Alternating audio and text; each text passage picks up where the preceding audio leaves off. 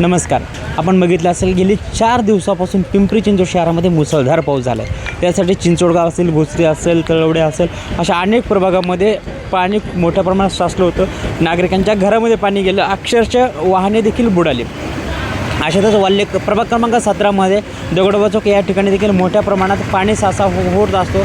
या ठिकाणी देखील आपल्यासोबत नगरसेवक शेखर अण्णा चिंचोडे आहेत. अण्णा, काय सांगाल या ठिकाणी मोठ्या प्रमाणात पाणी साचत असतं, त्याच्यावर कशा पद्धतीने काम केलं? कारण की अनेक नागरिकांना येण्या जाण्यासाठी अडचणी होत्या आणि शाळांमध्ये येण्याजाण्याचा मुख्य रस्ता हा.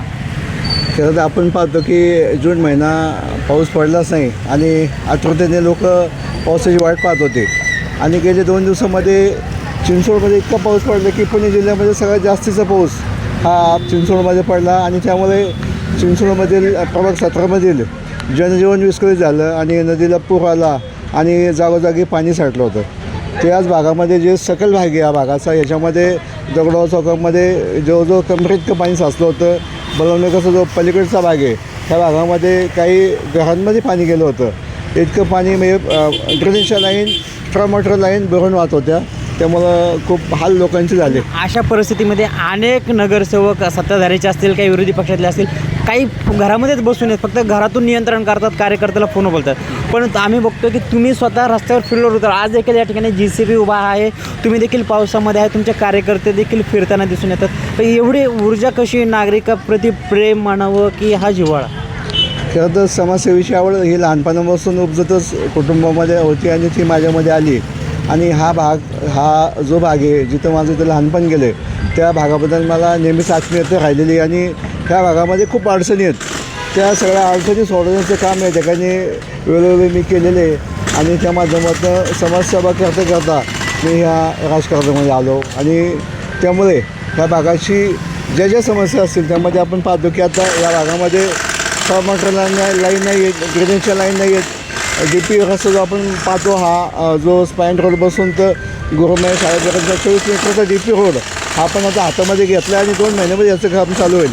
प्रभाग 17मध्ये जे DP रोड असतील हे बनवण्याचं काम या पंचवार्षिकमध्ये आमच्या हातात. एकीकडे महानगरपालिकेने पावसाळ्यापूर्वी ही नाले सफाई करायला पाहिजे होती, ती केली नाही आहे. ड्रेनेज सफाई करायला पाहिजे होती, ती केली नाही. नेमकं हे महानगरपालिकेच्या चुकीचं व सत्ताधारी पक्षाच्या चुकीच्या धोरणामुळेच या समस्येला नागरिकांना समोर जावं लागतं आहे का? खरं तर महापालिकेने खूप उशिरा नाले सफाईचं काम हातात घेतलं, ड्रेनेज लाईनचं काम हातात घेतलं आणि त्यामुळं सत्ताधाऱ्यांनी या नाले सफाई असेल किंवा ड्रेनेज सफाई असेल, ट्रामॉटर लाईन सफाई असेल, हे काम मनावर न घेतल्यामुळं हे काम लेट झालं आणि त्याचा त्रास या भागातील नागरिकांना होतो आहे. आणि त्यामुळं नक्कीच या 2 दिवसामध्ये इतकं पाणी साचलं की अनेक कुटुंब, शेकडो कुटुंब या ठिकाणी या भागामध्ये आम्ही चिंतामणी शाळेमध्ये त्यांची व्यवस्था केली. जवळजवळ 200 लोक या ठिकाणी त्या अजून देखील पाऊस हा पूर्णपणे थांबलेला नाही आहे. पावसाळा नेमका सुरू झालेला आहे. नागरिकांना काय आव्हान असेल? अजून पावसाचे येलो अलर्ट जारी आहे, काही ठिकाणी येलो अलर्ट देखील दिलेला आहे. नागरिकांना कशा पद्धतीने सतर्क राहिलं पाहिजे? आणि लाईट गेल्यामुळं नागरिकांचा रोष जो आहे तो नगरसेवकावर निघतोय. म्हणजे नागरिकांना काय आव्हान करेल की अशा परिस्थितीमध्ये त्यांनी नागरिकांनी तुम्हाला कशा प्रकारे सहकार्य केलं पाहिजे? खरं तर शासनाने आणि आयुक्तांनी सांगितलं की या शहरातील शाळा बंद ठेवाव्यात. पुणे जिल्ह्यामध्ये शाळा बंद होत्या. पुणे जिल्ह्यामध्ये रेड अलर्ट या ठिकाणी केला गेला होता. आणि माझी विनंती आहे आपल्या भागातील नागरिकांना की कामानिमित्तच तुम्ही बाहेर पडा आणि तुम्ही नक्कीच या ठिकाणी पाऊस हा आता पडतो आहे, पण हा पाऊस 2-3 दिवसामध्ये कमी होईल आणि आपलं पुन्हा जे जनजीवन आहे ते विस्कळीत झालेलं जे जनजीवन आहे हे पुन्हा व्यवस्थित चालू होईल. ह्याच्यामध्ये MSCBच्या लाईटी जातात, त्यामध्ये कालच ट्रान्सफॉर्मरच्या ज्या केबल होत्या ह्या केबल लीक झाल्या, त्यामुळं अनेक लोकांना ह्या लाईटच्या व्यवस्थेमध्ये त्रास सहन करावा लागला. त्याच्यामध्ये आता ह्या गोष्टी सगळ्या सुरळीत होतील. आज सकाळी 5 वाजता आपला जो रावेचा जो पाणी पुरवठा जो करतो तो बंधारा आहे, त्या ठिकाणी जास्त पाणी आल्यामुळं तिथला जो काय पाणी पुरवठ्याचा सगळं यंत्रणा बंद पडली आणि त्यामुळं आज सकाळपासून आजच्या लोकांना पाणी मिळालेलं नाही आहे. आज मी महापालिकेत जाऊन आलो मगाशी, त्याबद्दलची सगळी माहिती घेतली. तर उद्यापासून पाणी पुरवठा सर्व गोष्टीवर महापालिकेचं आपत्ती व्यवस्थापन कशा पद्धतीनं काम करताना आपल्याला दिसून येतं.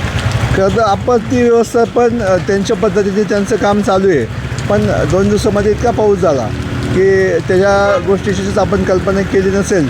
इतका पाऊस या 2 दिवसात झाला. पुणे जिल्ह्यामध्ये सगळ्यात जास्त पाऊस मला वाटते 200 मिलीमीटर पाऊस या ठिकाणी झालेला आहे. बघितलं असेल आपल्यासोबत नगरसेवक शेखर अण्णा चिंचोडे ते आता देखील ऑन फील्ड आहेत. आपण बघितलं असेल माझ्या पाठीमागे JCB आहे आणि अण्णा त्या JCBद्वारे पाणी ज्या ठिकाणी साचते तिथं पाण्याला मार्ग काढून देण्याचं काम करतात. आणि नगरसेवक ऑन फील्ड असल्यामुळं नागरिकांमध्ये एक आनंदाचं वातावरण की आमच्यासाठी झटणारा नगरसेवक, आमच्यातला माणूस आज रस्त्यावर आमच्यासाठी धावपळ करतो आहे. त्यासाठी नागरिकांचं त्यांच्या बाजूनं रोष म्हणता येणार नाही पण आनंदाचं वातावरण आहे. आणि नागरिकांना अशा परिस्थितीत मी अडचणी सोडणार नाही. माझं बालपण ह्या परिसरामध्ये गेलेलं आहे आणि नागरिकाच्या अडचणी नसून एक माझ्या अडचणी आहेत ह्या नात्यानं स्वतः शेखर अण्णा चिंचोडे आपल्याला काम करताना पाहायला दिसून येते.